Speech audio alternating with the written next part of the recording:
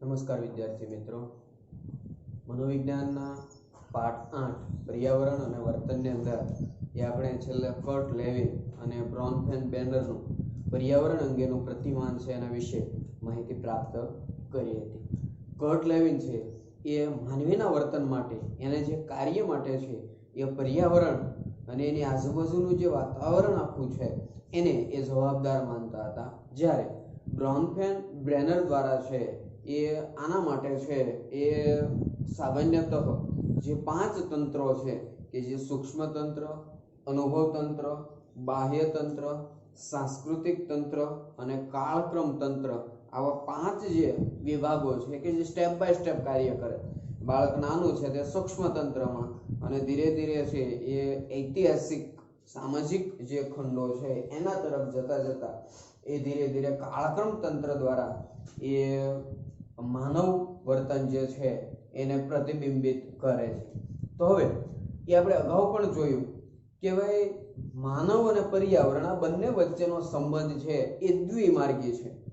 માનવીનું વર્તન છે એ પર્યાવરણને અસર કરશે અને પર્યાવરણની અસરો એ માનવીને એ અસર કરતી જોવા મળે છે. જ્યારે આ પ્રકારની ઘટનાઓ બને છે ત્યારે એ સામાન્યતઃ એવું આપણને જોવા મળશે કે બેમાંથી એક પક્ષ એવો છે કે જે વધારે પ્રભાવિત થશે. તો આપણે અહીંયા એ માનવ વર્તન પર પર્યાવરણની જે અસરો જોવા મળે છે એ આપણે જોઈએ. તો એની અંદર આપણને કીધું છે કે માનવ જીવન પર પર્યાવરણની એ પોષક અને ઘાતક આવી બંને પ્રકારની અસરો જોવા મળશે. કારણ કે પોઝિટિવ અને નેગેટિવ આ બંને એક સિક્કાની બે બાજુઓ છે. એના પર એ અસરો, દાખલા તરીકે વરસાદનું વરસવું, બરાબર, એ પર્યાવરણીય અસર ખરી, કુદરતી અસર ખરી. હવે એનાથી પાક છે એ ઊભો છે તો એ કોળવાની ક્રિયા કરશે, એ મોટો થશે, વિકસશે, એમાંથી આપણે ઉત્પાદન લઈ શકીશું. પણ આ જ વરસાદ જરૂરી માત્રા કરતા વધારે જોઈશે તો પૂરની પરિસ્થિતિ સર્જાશે, અતિવૃષ્ટિ થશે, પાક બળી જશે, પાક તણાઈ જશે. તો એની નકારાત્મક અસરો છે એ જોવા મળે. તો કે માનવ ઇતિહાસમાં જોવા મળે છે કે લોકો પૂર, ધરતીકંપ તેમજ અન્ય કુદરતી આપત્તિઓના ભયથી એ પીડિત છે. અને આ બાબત પણ આપણને જોવા મળે કે જે રીતે વરસાદનું એ માનવ જીવન માટે જરૂરી છે એટલું જ અતિવૃષ્ટિ નુકસાનકારક છે.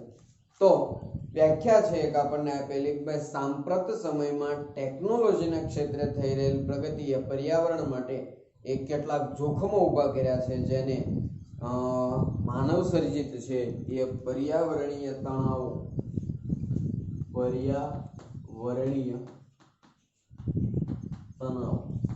વ્યાખ્યા છે કે ભાઈ સાંપ્રત સમયમાં એ ટેકનોલોજીના ક્ષેત્રે થઈ રહેલ પ્રગતિ એ પર્યાવરણ માટે કેટલાક જોખમો ઊભા કર્યા છે. આ જોખમો છે એ માનવ સર્જિત છે. મતલબ કે જેમ જેમ ટેકનોલોજીનો વિકાસ થતો ગયો એમ એમ એ પર્યાવરણીય તણાવો છે એ વધતા ગયા. એ માનવ જીવન માટે અને સાથે સાથે છે એ પર્યાવરણ માટે પણ જોખમો. ઔદ્યોગિકરણ ખૂબ પૂરજોશમાં ચાલ્યું, ટેકનોલોજીથી છે એ વધારે, પણ આજે મશીનરીઓ આવી છે એના વિકાસ માટે જમીનો છે એનું એ સંવર્ધન કરવામાં આવે છે અને જંગલો પાડી દેવામાં આવે છે. તે નુકસાનકારક. મોટી મોટી ફેક્ટરીઓની અંદર છે નીકળતા ધુમાડાઓ છે એના કારણે એ હવાનું પ્રદૂષણ છે એ વધ્યું છે. ફેક્ટરીઓમાંથી એ ગંદો કચરો છે એ નદીઓમાં ઠાલવવામાં આવે છે. પાણીનું પ્રદૂષણ વધ્યું, મતલબ કે હવા, જમીન અને પાણી, બરાબર ને, આ બધા જ પ્રદૂષણ વધવા પાછળ પણ એ માનવીય પ્રગતિ જવાબદાર છે. તો આ બધાને આપણે પર્યાવરણીય તણાવો તરીકે છે એ ઓળખીએ છીએ. હવે એની અંદર આપણને એવું કીધું છે કે આપણે એ આ તણાવો જે છે એને પહોંચી વળવા માટેના માર્ગો છે એ શોધવા પડશે. જે અનેક પ્રકારના તણાવો છે એ અંતર્ગત આપણે પહેલું એ ઘોંઘાટનું પ્રદૂષણ છે એ ભણીશું. હવે સામાન્ય રીતે છે એને અવાજનું પ્રદૂષણ પણ કહી શકાય. પણ અહીંયા ખાસ જોવું કે ભાઈ બધા જ પ્રકારના અવાજો છે એ પ્રદૂષણ છે નહીં. જે અવાજો એ જરૂર કરતા વધારે એટલે કે બિનજરૂરી છે એને જ આપણે ઘોંઘાટ કહીશું. એટલે કે અવાજ છે એને આપણે હાલ પૂરતો અવાજનું પ્રદૂષણ કરતા એ ઘોંઘાટનું પ્રદૂષણ એ વધારે અસરકારક રહેશે. એમાં આપણે જોઈએ ઔદ્યોગિક અને ટેકનોલોજીના ક્ષેત્રે થયેલ પ્રગતિ એ ઘોંઘાટના પ્રદૂષણમાં નોંધપાત્ર વધારો કર્યો છે. મોટી મોટી મશીનરીઓ ચાલશે, યંત્રો ચાલશે, એનો જે અવાજ ઉત્પન્ન થાય છે એ માનવો માટે છે એ કર્ણપ્રિય સાબિત થતો નથી. વ્યાખ્યા આપણે જોઈએ ઘોંઘાટના પ્રદૂષણની: બિન જરૂરી, અણગમતા કે વ્યક્તિ પર નિષેધક અસર કરતા અવાજો ઘોંઘાટ તરીકે ઓળખાય છે.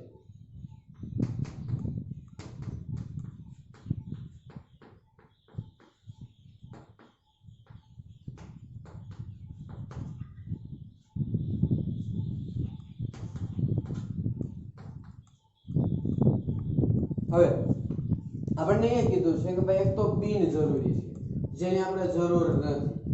મશીન છે એ માની લો કે આપણે રાત્રે સૂતા છીએ, દિવસે સૂતા છીએ, પંખો ફરે છે એનો અવાજ નથી આવતો ને હવા આવે છે તે આપણને ગમશે, પણ પંખો ફરવાથી એના બેરિંગ ઘસાવાના કારણે એ કીચુડ એવો અવાજ આવતો હોય તે આપણા માટે બિનજરૂરી. એની જરૂર હવાની જરૂર છે પણ એ અવાજની જરૂર નથી, તો અવાજ આપણા માટે બિનજરૂરી.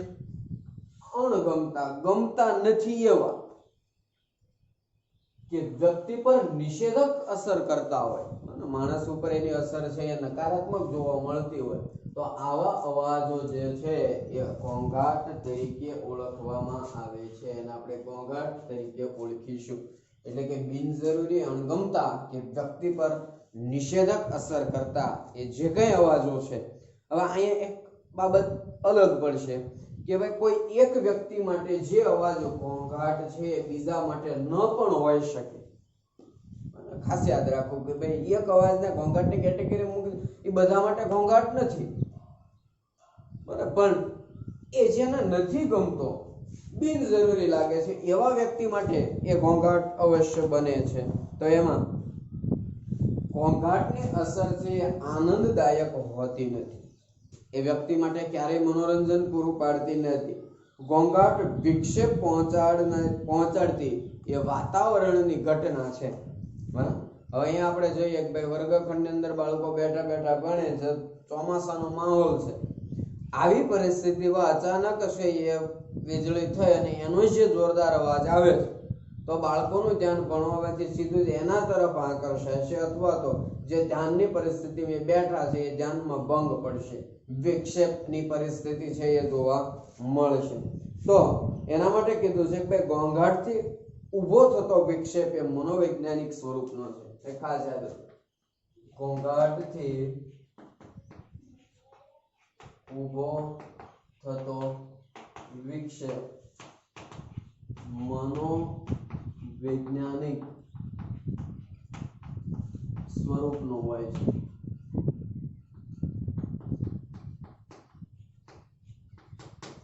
એટલે કે જે વિક્ષેપાત્મક કાર્ય થયું છે એ માનસિક સ્થિતિ છે એને ધ્યાનમાં રાખીને થતું જોવા મળે છે. તમે જે એકાગ્રતામાં છો એમાં મનોવૈજ્ઞાનિક માનસિક પ્રક્રિયાઓ સાથે એ ઘોંઘાટ એ જોડાયેલો છે, એમાં વિક્ષેપ પહોંચાડશે.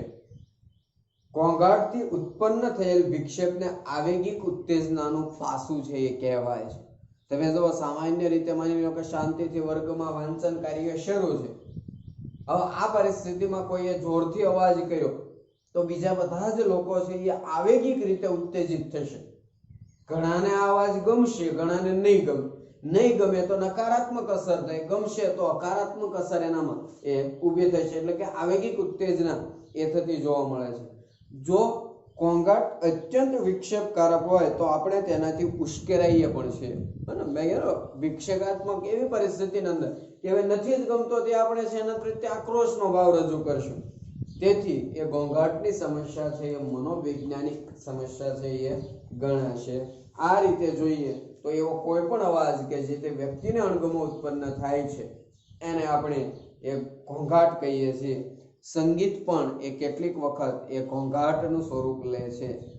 દાખલા તરીકે અહીંયા આપણને આપ્યું છે પોપ અને રોક મ્યુઝિક.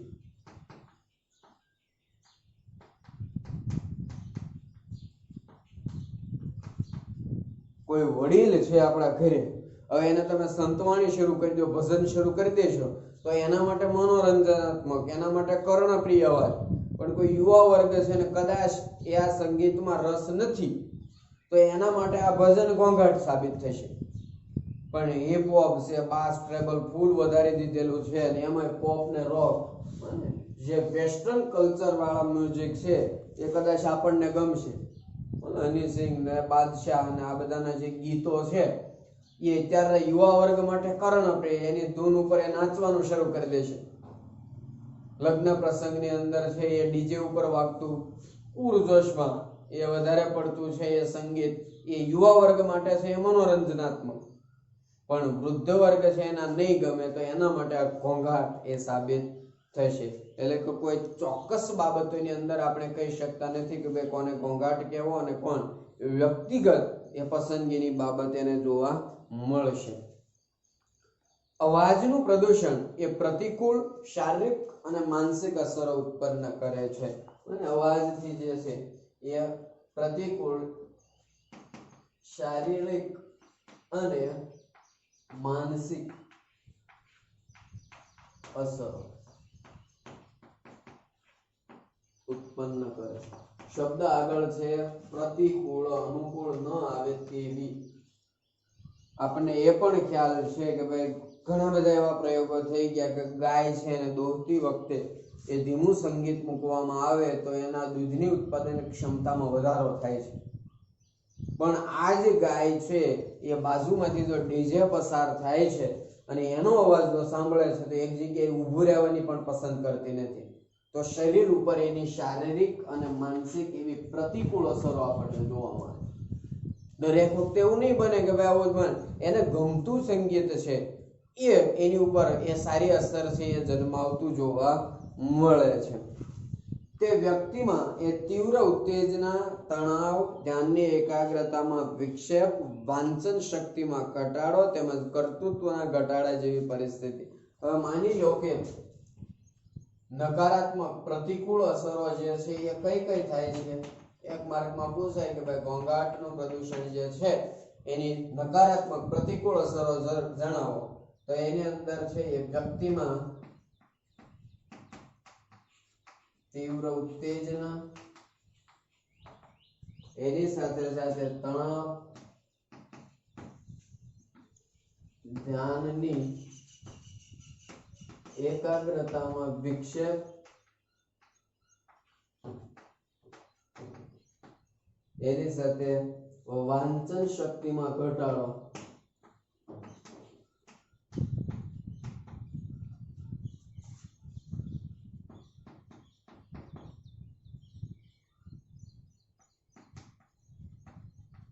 કર્તૃત્વમાં ઘટાડો.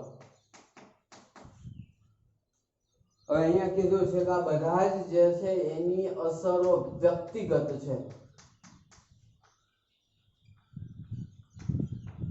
વ્યક્તિગત અસરો છે એમાં ધ્યાનની તીવ્ર ઉત્તેજના, વ્યક્તિ છે એમાં આવેગિક ઉત્તેજના છે એ વધી જશે, મતલબ કે એકાગ્રતાનો અભાવ જોવા મળશે. અને સાથે સાથે વાંચન શક્તિ, એ મોટા ભાગે આપણે એવું માનીએ છીએ કે શાંત વાતાવરણની અંદર વાંચન કાર્ય કરવામાં આવશે તો એ જે તે વ્યક્તિ માટે વધારે અનુકૂળ રહેશે, એમને ગમતી બાબતો ગણવામાં આવશે. સાથે સાથે કર્તૃત્વમાં ઘટાડો, કાર્ય શક્તિમાં પણ એ ઘટાડો થતો જોવા મળે છે. આગળ ઘોંઘાટની પ્રતિકૂળ અસરો મોટા ભાગે ઘોંઘાટની તીવ્રતા, અવાજની અપેક્ષિતતા અને વ્યક્તિની ગ્રહણ શક્તિ પર આધાર રાખે છે. જો એ બહુ વ્યક્તિગત બાબતોમાં કહેવું ને ભાઈ સૌથી પહેલા તો જે એ પ્રતિકૂળ એ તીવ્રતા કેટલી છે. જે ઓછી તીવ્રતા વાળો છે તો એની નકારાત્મક અસરો છે એ બહુ ઓછી જોવા મળશે. સાથે સાથે આપણને એવું કીધું કે અવાજની અપેક્ષિતતા, હવે આપણાથી 2 કિલોમીટર 1 કિલોમીટર 500 મીટર દૂર એ ઘોંઘાટનો અવાજ છે અને આપણા સુધી પૂરતા પ્રમાણમાં નથી આવતો, તે આપણા માટે ઘોંઘાટ નથી, ત્યાંના વિસ્તારમાં રહેતા લોકો માટે ઘોંઘાટ છે. બીજું કે અહીંયા છે વ્યક્તિની ગ્રહણ શક્તિ કેવી છે. અને ઘણી વખત એવું બને કે કોઈની કાનની શ્રવણ શક્તિ મંદ હોય તો બે વ્યક્તિ એક જ જગ્યાએ બેઠા છે, એકને અવાજ ઘોંઘાટ લાગશે, બીજા ઉપર એની અસર જ નહીં થાય. એટલે કહેવાનો અર્થ આખો એવો છે કે ભાઈ તમે જે પ્રકારના વાતાવરણની અંદર રહો છો એની ગ્રહણ શક્તિ કેટલી છે, અપેક્ષિતતા કેટલી છે, અને સાથે સાથે છે એ આ બધી બાબતો છે એ ઘોંઘાટની તીવ્રતા પર આધારિત જોવા મળે છે. જે લોકો ખૂબ જ ઘોંઘાટ યુક્ત વાતાવરણમાં રહેતા હોય તેઓની શારીરિક અને માનસિક શક્તિઓ છે એ વધુ વપરાય છે. આ પરિસ્થિતિને લીધે કાર્યોમાં વધારાની શક્તિ છે એ વપરાવાના કારણે તેઓ જલ્દી છે એ થાકી જતા જોવા મળે છે. અહીંયા આપણે કીધું છે કે ભાઈ જે લોકો છે એ આવા વાતાવરણમાં રહે છે, ઘોંઘાટયુક્ત વાતાવરણમાં, એ જલ્દી થાકી જશે. લાંબા ગાળે છે બહેરાશનું પ્રમાણ પણ એનામાં છે એ આવતું જોવા મળશે.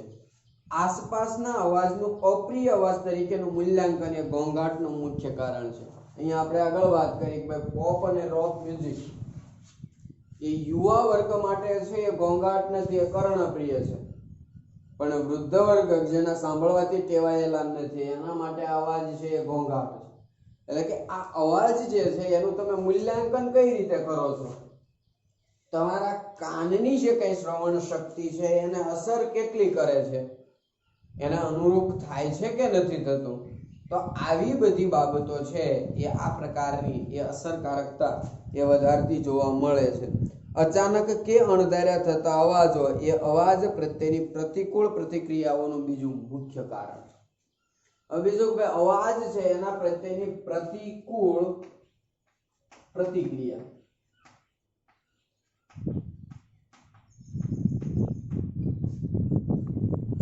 વ્યક્તિ રિએક્શન જે આપે છે, જે પ્રતિક્રિયા કરે છે, એ પ્રતિકૂળ કયા સંદર્ભમાં છે? તો કે એમને જે કહેવામાં આવેલું છે અથવા તો જે એ સાંભળ્યું છે એના પ્રત્યેનું નેગેટિવ વલણ કેટલું છે. માની લો કે આપણે અવાજ સાંભળ્યો છે પણ એનાથી આપણે કોઈ ઝાઝો ફેર ન પડ્યો, એના ઉપર ધ્યાન નથી દેતા, તે અવાજ ઘોંઘાટ તરીકે સાબિત નહીં થાય.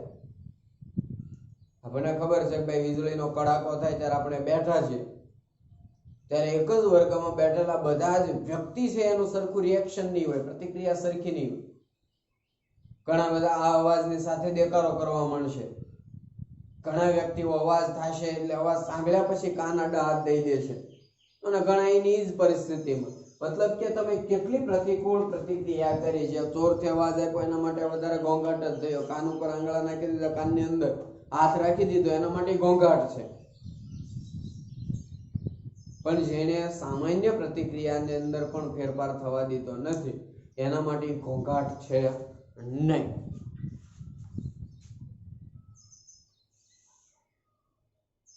સવારમાં થતા પંખીઓના કલરવ જેવા હળવા, નિયમિત, અપેક્ષિત કે આગાહીક્ષમ અવાજો પ્રત્યે એ સહેલાઈથી અનુકૂલન સાધી શકાય છે.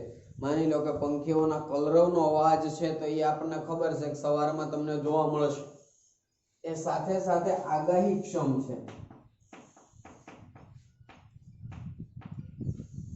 આપણે જાણીએ છીએ કે ભાઈ આ પ્રકારનો અવાજ આ સમયગાળા દરમિયાન થશે.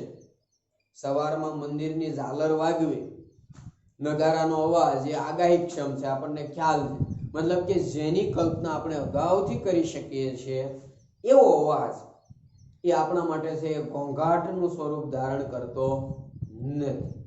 રસ્તે આપણે ચાલ્યા જઈએ છીએ, વાહન બાજુમાંથી પસાર થાય છે, એનો અવાજ આવો એ આગાહીક્ષમ છે. પણ આપણે જ્યારે પસાર થઈ એની જ બાજુમાં જોરથી બે અવાજ અથડાવાનો અવાજ, એની આપણે આગાહી નહોતી કરી, એની આપણે ધારણા નહોતી કરી, તો એના આપણા માટે એ અવાજ છે આગાહીક્ષમ નથી.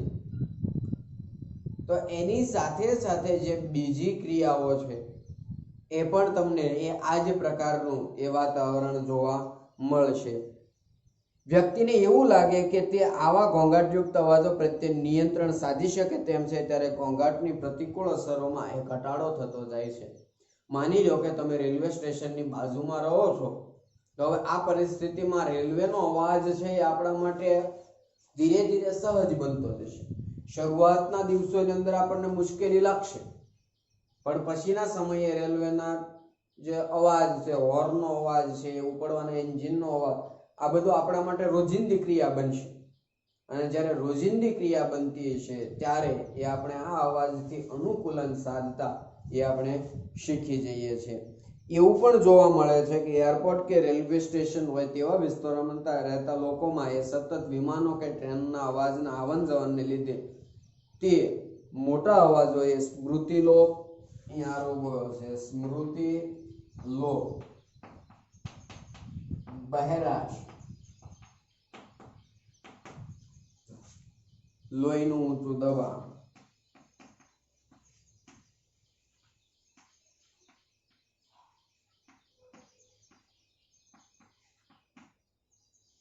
આ બધાની શક્યતાઓ છે એ વધી જતી જોવા મળે છે.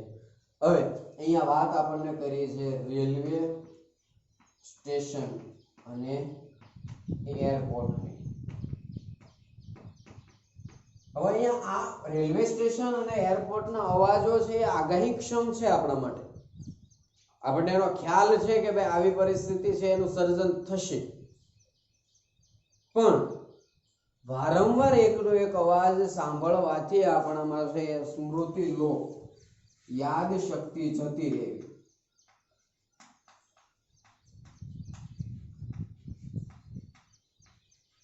બીજું કે જ્યારે ટ્રેન પસાર થાય છે એનો અવાજ એના એ વ્યક્તિના હૃદયના ધબકારા ઉપર એ અસર કરતો એ જોવા મળશે. અને જ્યારે આ પ્રકારનું વાતાવરણ આપણને જોવા મળશે ત્યારે લોહીનું ઊંચું દબાણ જોવા મળશે. બીજું કે સતત ઊંચા અવાજમાં રહેવાના કારણે એ બહેરાશ જેવી પરિસ્થિતિનું પણ એ સર્જન થતું જોવા મળે છે. એટલે કે વ્યક્તિ છે એ બહેરાશયુક્ત વર્તન પણ, એ ટૂંકમાં એ સાંભળવાની, એ અવાજ ગ્રહણ કરવાની ક્ષમતા પણ એ ઓછી થતી જોવા મળે છે. આમના પછી એ બીજા નંબરે આવે છે હવાનું પ્રદૂષણ.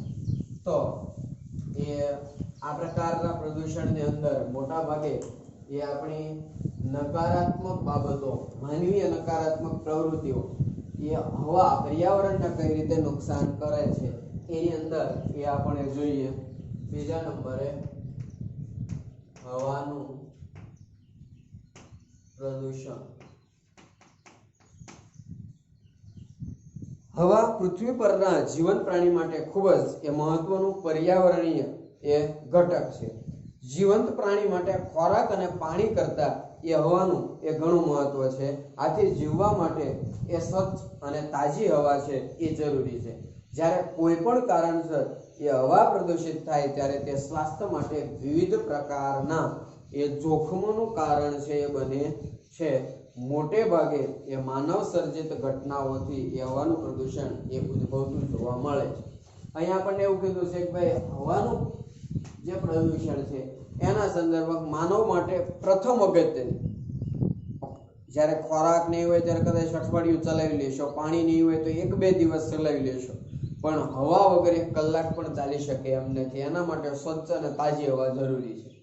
હવે હવાનું પ્રદૂષણ છે બરાબર, એ એના સંદર્ભમાં આપણે શું છે, જો કે આગળ આપણે જોયું ઘોંઘાટનું પ્રદૂષણ એ તો કુદરતી પ્રક્રિયાઓ દ્વારા પણ થશે. વીજળી થવી, એનો અવાજ થવો એ કુદરતી પ્રક્રિયા. પણ હવાનું પ્રદૂષણ છે એ સંપૂર્ણપણે માનવ સર્જિત છે. એ માનવ દ્વારા જ, કારણ કે જે પરિસ્થિતિ જે છે એમને રહેવા દેવામાં આવશે તો કોઈ તકલીફ થશે નહીં. પણ જ્યારે માનવીય પ્રવૃત્તિ છે એ કુદરતી પ્રવૃત્તિમાં વિક્ષેપ પાડશે ત્યારે એ હવાનું પ્રદૂષણ છે એ થતું જોવા મળશે. શહેરો અને તેની આસપાસના વિસ્તારોમાં કારખાના અને વાહનોમાંથી નીકળતા ધુમાડા,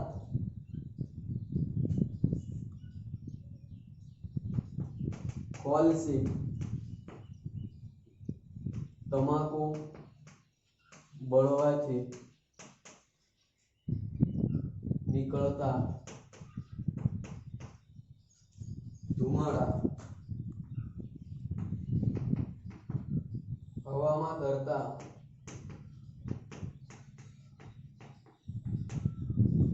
રજકણોને લીધે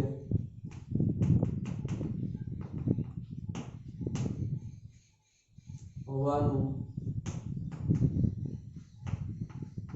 ભારે પ્રદૂષણ થાય છે।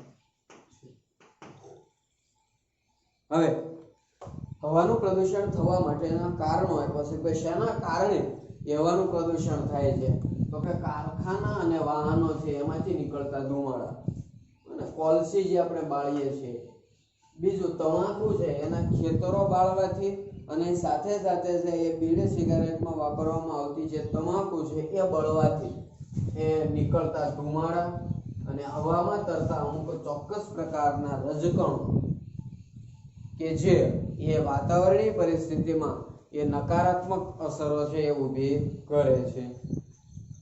આના કારણે એ શહેરીજનોના શ્વાસમાં કાર્બન મોનોક્સાઇડ,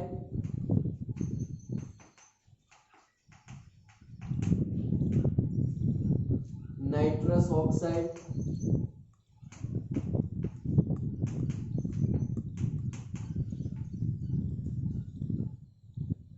સલ્ફર ડાયોક્સાઇડ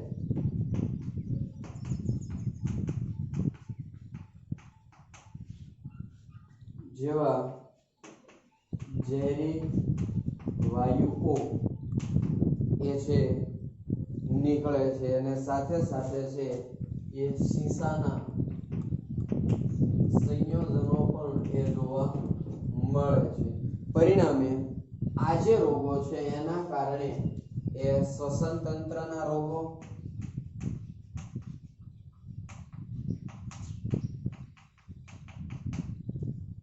ચામડી પર બળતરા,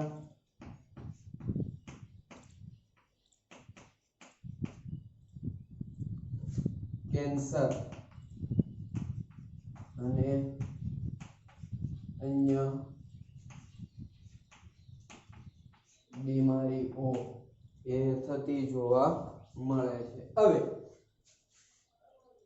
કારખાના વાહનોમાંથી ધુમાડા નીકળે છે, કોલસી તમાકુ બળવાથી નીકળતા ધુમાડા તરતા હવામાં તરતા રજકણોને લીધે જે પ્રદૂષણ થાય છે એમાંથી કાર્બન મોનોક્સાઇડ, નાઇટ્રસ ઓક્સાઇડ અને સલ્ફર ડાયોક્સાઇડ જેવા એ ઝેરી વાયુઓ નીકળે છે અને આ ઝેરી વાયુઓની સાથે શીશાનું જે સંયોજન જોવા મળે છે, પણ આપણને ખબર છે કે શીશુ હોવાના કારણે કંઈક મેગી છે એના ઉપર પ્રતિબંધ મૂકવામાં આવ્યો હતો, મતલબ કે એ માનવી માટે નુકસાનકારક છે।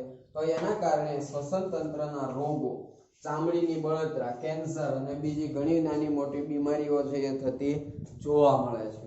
અહીં આપણને ઉદાહરણ આપ્યું છે કે ભાઈ એક સમયે વિશ્વમાં એવા શહેરો હતા કે જે તેની અજોડતા અને બેનમૂનતા અને સ્વચ્છતા માટે જાણીતા હતા। હવે આ શહેરો પણ એ હવાના પ્રદૂષણથી સતત એવા ઘેરાવા લાગ્યા છે કે જેના લીધે વ્યક્તિને હોસ્પિટલમાં દાખલ કરવી પડે એ તેટલે અંશે છે એ સ્વાસ્થ્ય બગડે છે અને ક્યારેક મૃત્યુ પણ પામે છે। દાખલા તરીકે એ આર્જેન્ટિનાની રાજધાની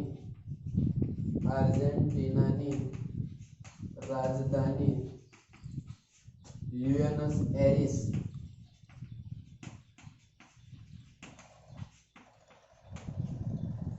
કોલોરાડોની રાજધાની ડેનવર,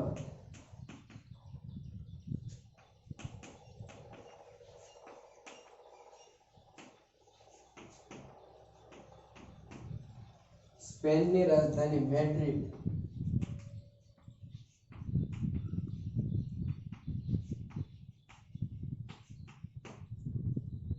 ઇટલીની રાજધાની રોમ,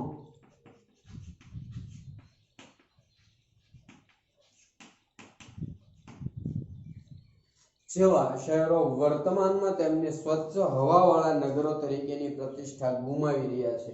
મતલબ કે આર્જેન્ટિનાનું બ્યુએનસ એરિસ, કોલોરાડોની ડેનવર, સ્પેનની મેડ્રિડ અને ઇટલીની રોમ એ એક સમયે સૌથી સ્વચ્છ શહેરો હતા, પણ ધીરે ધીરે એમની સ્વચ્છતા એમણે છે એ ગુમાવી દીધી અને એ વધારેમાં વધારે એ પ્રદૂષિત થતા જોવા મળે છે। ભારતની અંદર છે એ ભોપાલ, ચંદીગઢ અને બેંગ્લોર એ ભારતના એ સૌથી વધુ પ્રદૂષિત શહેરો બની ગયા છે. આપણને ખબર છે કે દિલ્હીમાં હવાનું પ્રદૂષણ ઘણું બધું છે, પણ એના માટે થોડા ઘણા અંશે ચંદીગઢ જવાબદાર છે. ભોપાલની અંદર ગેસ દુર્ઘટના પછી વાતાવરણીય ફેરફારો છે એ થતા જોવા મળ્યા, અને બેંગ્લોર છે એ આઈટી ક્ષેત્રે ઘણું બધું આગળ છે, એની આડઅસર રૂપે છે એ આ પ્રકારની બાબતો છે એ જોવા મળે છે. વર્તમાન સમયની અંદર એ સિંગાપોર અને કુઆલા